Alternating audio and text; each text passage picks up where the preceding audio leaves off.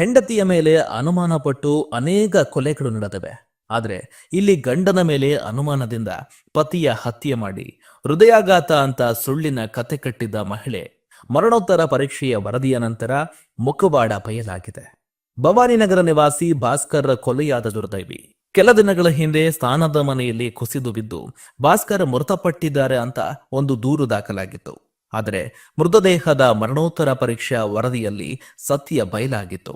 ಭಾಸ್ಕರ್ ಮೇಲೆ ಹಲ್ಲೆ ನಡೆದು ಆಂತರಿಕ ರಕ್ತಸ್ರಾವದಿಂದ ಸಾವನ್ನಪ್ಪಿದ್ದಾನೆ ಅಂತ ವೈದ್ಯರು ಹೇಳಿದ್ರು. ಆದರೆ ಇದರ ಬೆನ್ನಲ್ಲೇ ಶ್ರುತಿಯನ್ನ ವಶಕ್ಕೆ ಪಡೆದ ಪೊಲೀಸರು ವಿಚಾರಣೆ ಮಾಡಿದಾಗ ತಪ್ಪೊಪ್ಪಿಕೊಂಡಿದ್ದಾರೆ. 12 ವರ್ಷಗಳ ಹಿಂದೆ ಚಿಕ್ಕಮಗಳೂರು ಜಿಲ್ಲೆಯ ಕಡೂರು ತಾಲೂಕಿನ ಶ್ರುತಿ ಜೊತೆ ಖಾಸಗಿ ಉದ್ಯೋಗಿ ಭಾಸ್ಕರ್ 2ನೇ ವಿವಾಹವಾಗಿದ್ದ. ಈ ದಂಪತಿಗೆ 2 ಮಕ್ಕಳಿದ್ದಾರೆ. ಮೃತ ಭಾಸ್ಕರ್ ಯಾವಾಗಲೂ ಮೋಜು ಮಸ್ತಿ ಅಂತ ಮಹಿಳೆಯರ ಜೊತೆ ಸ್ನೇಹ ಮಾಡಿ ವಿಲಾಸಿ ಜೀವನ ನಡೆಸ್ತಾ ಇದ್ದ.